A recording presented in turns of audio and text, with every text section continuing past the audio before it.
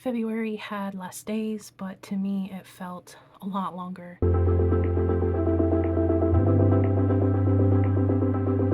Let's just jump into how February went. The first thing that I want to mention is I created a tag this month called #LOVEliestDecks, and it was all about love and our love for our decks. And I just want to say there was a large amount of people who did responses to the tag and who participated in the tag, and it just reminds me every time just how wonderful this community is. So thank you all for participating in the tag, or if you didn't do the tag, for watching the video, for liking it, for leaving comments. It means the world to me. In February, for my oracle card pull, I pulled the Equanimity card, and it paired along with the Magician, which was my card of the month for my year ahead. I journaled here that my initial reaction to receiving this card, which it has a calm at the center of the storm and unshakable mind as the little phrases there with the keyword. I am really seeking a very peaceful year. I do understand that it's a bit out of my hands, but I'm doing everything that I can do with my energy, with my time,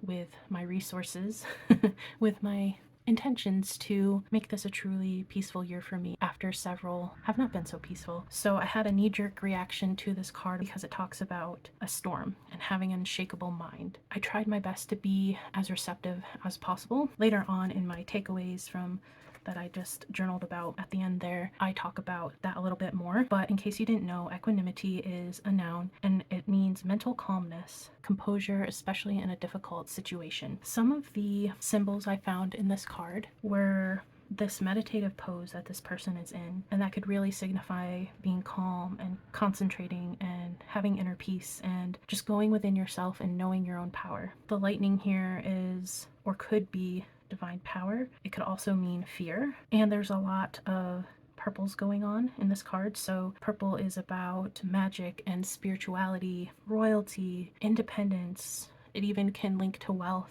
but wealth to me is more like, in this card, is like energetic wealth. And then the Tibetan Om, which is what the symbol is in the background here, is about the body and speech and signifies the mind of Buddha. After I kind of looked up more of the symbols, I felt a little bit more at peace, I guess, with the card. And then I took some time to note down some journal prompts, and again I did that in my personal journal, and then I came up with some spreads to try. I really wanted to be purposeful, specifically and especially with this card. I noted down some mantras that I could repeat to myself throughout the month to kind of help me stay calm. And then I talked about how equanimity and the Magician could come together. So the Magician I took as having everything that I need right within myself to navigate not just life, but any situations that might have arose this month. I really took this specifically with my job because, if you didn't know, I returned to the 9-to-5 workforce this month, and reminding myself that I have the tools that I need already within me because they hired me for a reason, to do a job. But it can be hard sometimes because we get in our heads and, you want to do a good job from the jump. You want to know everything about the business inside and out, which is super important for the type of role that I have at the company. So trying to keep that top of mind, that I have value and I have worth and it's already within me. I already have the tools. That was a harder message to keep at the top of my mind, if I'm being honest. I did go through a lot of imposter syndrome. It was really hard to stay present and be reminded of all the tools and resources that I have. So in a way, the Magician kind of went back and forth between doubting myself, so like a more reversed meaning, and reminding myself that no, you're okay, and they're not going to expect you to know everything off the jump. Just because I have what they're looking for doesn't mean that there's not going to be a learning curve. And just trying to slow down my brain and remind myself of that. That was a, I guess, tougher lesson for me this month. And then my key takeaways was my knee-jerk reaction about equanimity at the beginning of the month was, oh my god, no, what disaster is going to happen? I can't take another one. And nothing of that nature, knock on wood, happened, but that just kind of taught me that sometimes doing month ahead, year ahead readings, or anything where it's ahead can be or have a downside to it, right? Because I'm taking my first impressions and interpretation as the truth of what's going to happen before it even has happened or unfolded. That can really take you out of the moment, and it can lead you to disaster thinking. This card wanted to remind me of my approach. Do it in a predictive, way, but accept the message as it is. Try not to get ahead of myself. For certain cards in the tarot as well, I have that initial knee-jerk reaction and I'm like, nope, nope, never saw it, never pulled this, just gonna slide that right back into the deck and pretend it never happened. Just embracing each message in the moment and letting it sit and evolve over time. That's been a huge theme the past, well, I was gonna say the past couple months this year, but but so far this year, that's really been a huge theme and lesson to come forward for me, is being in the moment and letting meanings sit and marinate and evolve over time, coming back to it with more understanding. It's not always about knowing the message in that moment, and I've kind of gotten caught up in that, so this was a really good reminder for me. So with that being said, let's pull the card for March and also bring out the tarot card for March as well once we do that. So just put the card right back and I'll go ahead and get into a good headspace here.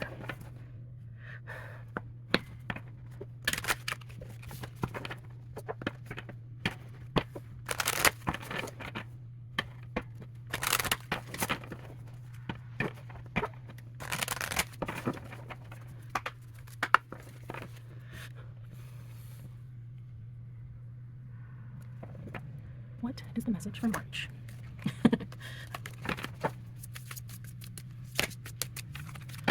Lots of energy.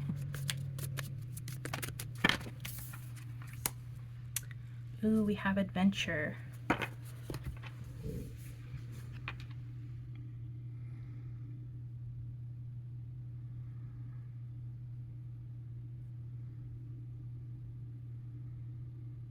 Endless possibilities. Enthusiasm will guide you. And I think that's so beautiful because March's tarot card is the Eight of Pentacles. So looking forward to diving more into this, especially because with my literal job, I will be in this mode for sure. So maybe pulling forward some adventure and some fun. Okay, so in February, with starting a new job and really starting and digging into my deep dive study with the Majestic Earth, I really didn't reach for a lot of decks. That's okay. And I did post on my Bluesky account, which I will leave the account below for you to follow if you don't know I am over there. I am very sparingly posting. I'm trying to figure out a way to post on YouTube, Instagram, and Bluesky now without too much overlap, so bear with me, but every once in a while I've been posting more updates on there, and I spoke about how my practice looks a lot different, at least it had at that point in the month, and it continues to, and that it's okay for it to change. For February, I used mostly the Burning Tiger Tarot and the Anthropologist Tarot. Both of these were really lovely to use because I hadn't really spent too much time with either of them since getting them, maybe here and there, but you know, I didn't pair these together, but I feel like they could make a really good pair. But yeah, I really enjoyed the punchy feeling of this energy over here with the Anthropologist Tarot, because towards the beginning of the month I was all about that energy, and like I was starting a new deep dive, I was starting a new job, a lot of like starting beginning energy, which I really appreciated, and this deck really matched up to that. And then later on in the month I kind of transitioned to using Burning Tiger Tarot, where you need to really sink into the images a little bit more to kind of figure out what's going on, what you can pick out. It's just visually a treat, honestly. I can't describe it in a better little phrase than that, and the meanings were impeccable. It was a more calming energy than the Anthropologist Tarot, and towards the last half of the month that is really what I was needing because my time is much more crunched these days.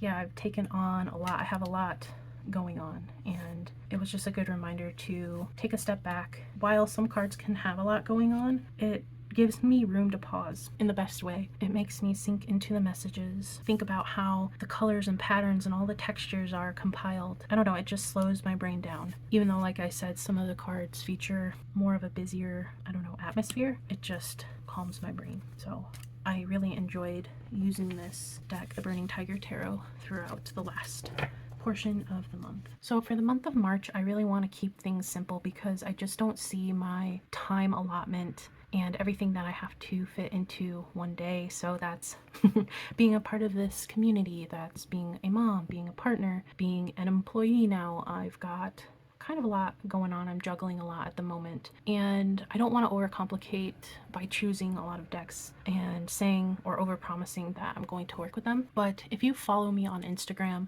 you probably know which decks I'm about to pull out right now. But I recently got both of these in, and not only are they a great seasonal match, but I've been really enjoying using them so far. I am posting this on the 5th, so we're 5 days into March already, but these are the decks that I am currently using and plan to continue using. So we have Seasons of the Witch Ostara Oracle, and we have the Ostara Tarot. So my birthday falls not on Ostara, but in springtime.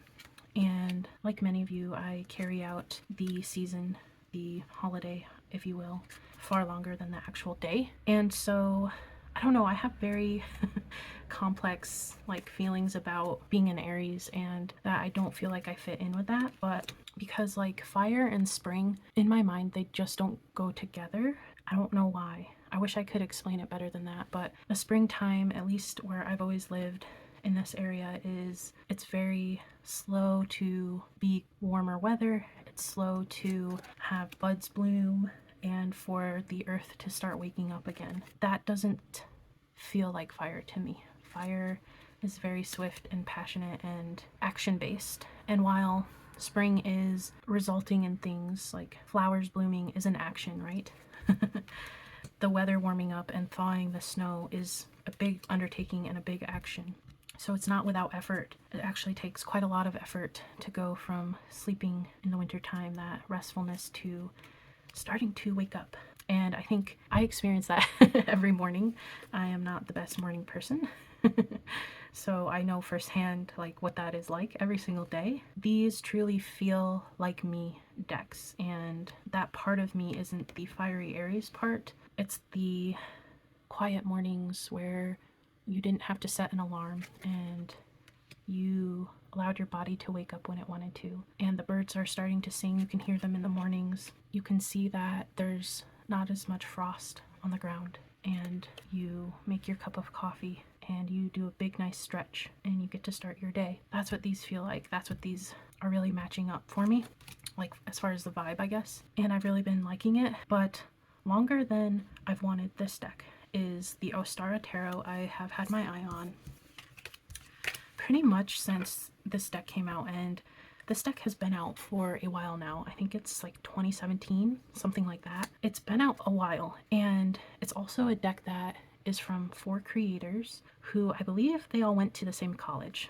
So they're also friends. At least that's how it feels to me. But each of them took on a suit in their artistic style, and then the major arcana is all of them taking on certain cards. So it does feature different artists, but the art is just different, but it's really cohesive at the same time. I'm beginning to understand that I appreciate decks where different artists come together. I feel like the color story was very intentional. Their styles might vary a little bit here and there. Like this is more storybook to me than, you know, this one. So there are some stylistic differences, but I just feel like that really enhances my reading. And I was asked about the cardstock on Instagram by the lovely Shanna D here, and this is my favorite type of cardstock ever.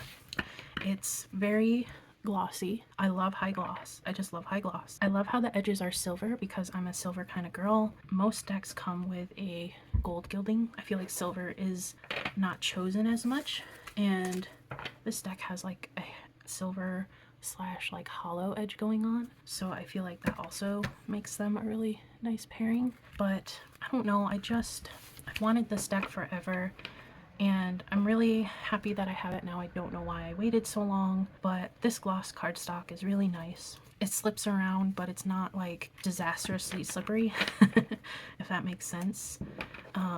It's just really nice to shuffle. It smells really good. I don't know if you guys are like me, but I love the smell of paper and cardstock. So, and gloss has like always had the better smell to me. The Sacerabito, the like original printing with the glossy cardstock, has a similar scent, but it's just really nice. I don't know if this is standard tarot, so let's see. Yeah, it's standard tarot size, but I don't know why it looks smaller to me, but it does. I do know if you are going to buy this deck brand new, it does come in a box like this, and they have to put the cards in side by side. So half the deck is on one side and half the deck is on the other. Some people don't like that. I'm not really bothered by that fact, so I'm not really that picky. I actually kind of like this box. I don't know, I think it's packaged nicely. I know people are very opinionated one way or the other about their decks being split into two piles, but honestly, once you break it out of the package and you start working with it, it's not even going to matter. At least it doesn't matter to me. But when you buy this deck brand new, and it is a well-known fact, if you watch any flip through, walk through, like first impressions, unboxing of this, they will say that the gilding causes sticking when you first are going through the deck. So just take note of that. But once you get them unstuck, and it's not too difficult, I didn't have that difficult of a time getting them unstuck. And can I just say like something weird about me, but that initial like trying to get cards unstuck from the gilding, I don't know why, but that's like is really satisfying to me. When people like unstick them, I don't know, I guess I'm just kind of really weird, but it doesn't bother me. It didn't bother me. I was able to undo the cards without anything bad happening or chipping to the gilding. It's very well intact. But just to note that if you buy it brand new, you will come across that. They haven't changed the cardstock or the gilding since this first was published. So because I've seen many reviews on this. I mean, when it first came out, I was looking at reviews of this and everyone said the same thing about the gilding sticking, so they haven't changed it, just FYI. Anyway, a long-winded way or show and tell of the two decks that I'm going to be using this month, and I've been having a lot of fun with them so far. I think they make a great pairing, and I don't know, they've reminded me that tarot is fun. And that's my whole like goal for this year, is just to have fun. Okay, so I'm gonna quickly summarize what I spent time doing as far as my deep dive study with the Majestic Earth. So this month in February, I took some time to do first impressions. So just flipping through the cards, noting anything down that I noticed right off the bat, not looking too deeply into things. Then I spent some time reading the guidebook, not cover to cover, but the intro parts and all the like spreads if they were included. I also took a look at the layout of a card meaning, like what components are included. As part of the guidebook, I did read a major arcana, a minor arcana, and a court card just to get a sense for how similar or different they are, because sometimes they can be, but all of them are pretty good across the board, pretty much the same. I spent a lot of time comparing these cards to the RWS, and I feel like that portion of my study this month was the most valuable. I got a lot out of that, and I don't know about you, but even now when I'm using a deck that kind of strays a lot from being very obviously RWS based, I tend to forget, like especially in the swords and the wands suits, those are the suits that I struggle with the most. I don't know why, but I have a hard time picturing the RWS in my mind when I'm using another deck, like I said, that strays a little bit. But I found this really helpful because the Majestic Earth does go its own way. It's all landscape, and it's more about that bigger picture thinking and pulling in what you know about the card meanings, the numerology, astrological things, and trying to see those come forward as you look at each landscape. And to have that side-by-side comparison really brought forward a lot of like, oh yeah, and oh my gosh, like moments. And more often than not, I actually preferred the Majestic Earth depiction over the RWS. I just felt like there was a deeper meaning to it, because sometimes, and I don't mean this in an insulting way, but the RWS can get or feel more surface level because you're so close to the characters and the people. But in this one, there's hardly any people.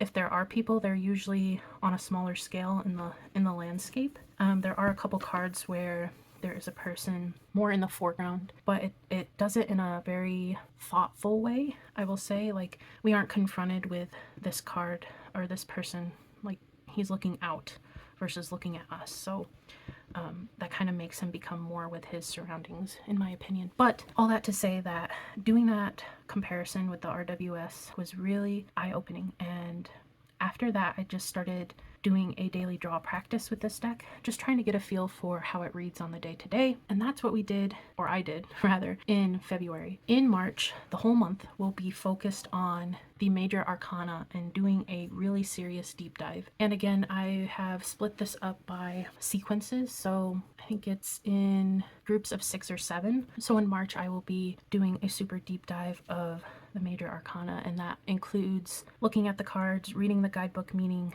doing research on the artist and the name of the painting and the history behind it, so some art history, and then bringing in the RWS meanings and really seeing how they are different or the same. When I did the RWS comparison, I just did a quick hit, like kind of almost like first impressions of seeing them side by side.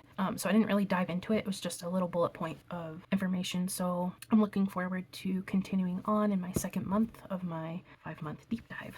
And now I wanted to end this terribly rambly video with what you can expect or look forward to in March. Some of the video topics that I have. One I'm doing later this month is how to overcome the fear of doing tarot wrong. I really wanted to spend some time talking about that because, again, it ties into what came forward for me with the magician and work and that imposter syndrome. I just wanted to talk through that with you guys, providing maybe some more practical tips and reminders. Another video that I'm doing is in time for St. Patrick's Day. I'm going to do a 4-leaf clover spread. I thought that would be kind of fun and lighthearted to do. And then, of course, what's happening this month is spring. So I'm going to be having some spring themed topics, including my top 5 decks for spring. I will really try to get a good mix of tarot and oracle in that as best as I can. And I think I might do a collective haul because I have been getting in some new decks, and I think I want to do these quarterly, like what I've gotten each quarter, because I haven't been up until now really purchasing any decks. But so yeah, I think I'll do a little collective haul towards the end of the month. And of course, those are just a couple of video topics. I've got a lot more planned, so stay tuned for that. And I hope you guys had a good February. And if not, I hope you are receiving lots of rest and love and all the good vibes for things to start looking up. And thank you guys so much for being here. I guess one other thing I wanted to add is in the month of February, I did hit, I guess, kind of 500 subscribers. There was like, the last week of February was just a little strange. I like hit over 500 subscribers and then a bunch of people unsubscribed, and then it kept doing like this tug of war, and I would be at 500, then under 500, then over 500, then back in the 400s. So there's a little bit of a tug of war, but I just wanted to acknowledge all of you lovely people that are here supporting me by watching my videos, liking, subscribing, interacting in the comments. Everything big and small matters to me, and I really appreciate you guys taking the time to be here. And until next time, see you around.